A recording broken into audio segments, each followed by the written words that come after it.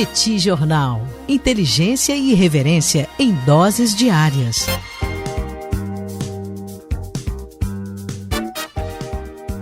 Olá, caríssimos ouvintes do Petit Jornal, caríssimos apoiadores do Petit Jornal. Estamos aqui hoje para mais uma coluna de política internacional e na coluna de hoje nós vamos para a região dos Balcãs, mais especificamente para a Sérvia, para tentar entender por que no meio da pandemia do coronavírus, milhares de pessoas se aglomeraram na frente do parlamento sérvio para protestar contra o presidente do país. Isso é bastante importante pelo fato de que o que acontece na Sérvia pode ser sim uma antecipação do que outros países podem passar nessa relação entre democracia e pandemia. E, naturalmente, para a gente conseguir entender o que está acontecendo em Belgrado nesse exato momento, algo fundamental vai ser traçar um pouquinho do histórico que aconteceu ao longo das últimas semanas. O fato é que o governo sérvio se preocupou sim com a crise do coronavírus lá no seu início, quando em março o governo estabeleceu algumas medidas de restrição para impedir que a curva do coronavírus ascendesse de forma acelerada demais. O presidente Aleksandar Vučić, no entanto, encontrou aí uma brecha para aumentar o poder do seu partido, chamado Partido Progressista. Não apenas a mobilização para as eleições seria baixa, uma vez que as pessoas de fato estavam preocupadas com o coronavírus, como ele também tinha conseguido mobilizar bastante a sua base com declarações bastante fortes acerca da impossibilidade de a Sérvia jamais reconhecer a independência do Kosovo, o que apelou bastante para o sentimento nacionalista dos sérvios. O que ele fez, portanto, foi convocar eleições antecipadas. E, naturalmente, para que as eleições fossem antecipadas, ele retirou uma série de restrições à movimentação das pessoas, sobretudo para permitir comícios, que na maior parte das vezes acontecia com uma grande aglomeração de pessoas, sem máscaras, inclusive daqueles que pediam votos. Tanto a oposição quanto observadores internacionais apontaram uma série de irregularidades na maneira pela qual as eleições foram convocadas e as campanhas conduzidas, o que acabou fazendo com que a oposição declarasse um boicote ao pleito. Isso fez com que o comparecimento às urnas fosse bem mais baixo do que o normal e contou com apenas 48% do eleitorado. Naturalmente, aqueles que foram votar eram aqueles favoráveis ao partido do presidente, ao Partido Progressista de Aleksandar Vučić.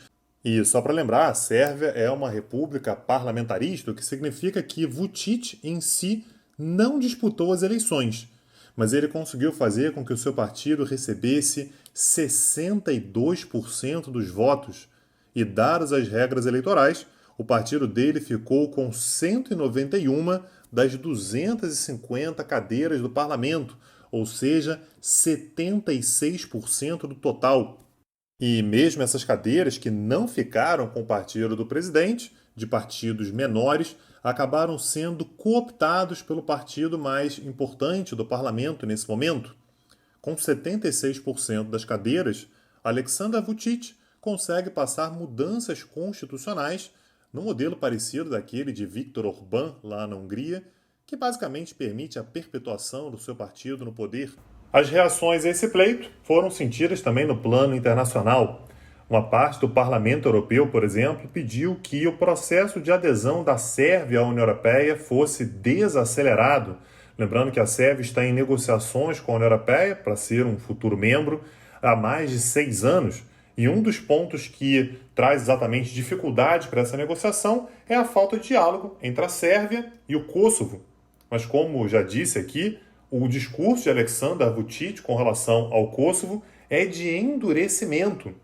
E alguns grupos de parlamentares europeus veem com muita preocupação os indícios de restrição democrática pelos quais passa a Sérvia, e inclusive o impacto que isso pode ter sobre outros países de uma região tão instável quanto os Balcãs. E, como já era de se esperar, um processo eleitoral como esse, com muita gente na rua, muitas vezes sem máscara, levaria a uma elevação dramática do número de casos de Covid-19. O resultado disso foi que o governo anunciou mais um período de lockdown que deverá acontecer, a princípio, ao longo do próximo fim de semana. E isso explicitou que o levantamento das restrições que aconteceu ao longo das últimas semanas teve um fundo exclusivamente eleitoral. Foi um oportunismo de Vučić para garantir que haveria uma mobilização menor para ir às urnas, que mais aliados seus fossem votar, mais eleitores seus fossem votar, e isso levasse, portanto, ao fortalecimento do seu partido no parlamento da Sérvia. Com isso, voltamos à cena do início do nosso episódio, quando eu falei que milhares de pessoas se reuniram na frente do parlamento para protestar contra Aleksandar Vučić, e inclusive um grupo tentou invadir, na verdade, inclusive conseguiu invadir o parlamento, e essa manifestação foi duramente reprimida pela polícia, com muita violência, muito gás lacrimogêneo e bombas de efeito moral. Esse movimento nós já havíamos antecipado aqui no Petit Jornal, tanto em colunas, quanto em bate-papos, quanto nas aulas abertas que nós demos, tanto eu quanto o professor Daniel Souza falamos sobre essa possibilidade, que era que a pandemia mexesse bastante com a democracia. É possível ver que na Sérvia isso já está em curso, e é por isso que vale tanto a pena observar aquilo que acontece no país de Aleksandar Vučić, e como isso pode ser um prenúncio do que pode vir a acontecer em outros países. Se você gosta do nosso projeto, você pode se tornar um apoiador do Petit Jornal, acessando o nosso site www.petitjornal.com.br e acessando a aba Apoie o Petit. E já que o assunto da coluna de hoje foi a erosão de uma democracia, como é o caso da Sérvia, eu te convido a dar uma olhada no próximo curso que eu e o professor Daniel Souza vamos dar, vai começar no próximo dia 14 de julho, chamado A Erosão da Democracia Liberal. 4 aulas que vão acontecer sempre às terças-feiras, 21 horas, e eu tenho certeza que você vai se interessar. O link vai estar na descrição desse episódio. Meu nome é Tanguy Bagdadi e eu falo para o Petit Jornal. Petit Jornal. Inteligência e irreverência em doses diárias. Agora, o Petit Jornal está na web www.petitjornal.com.br.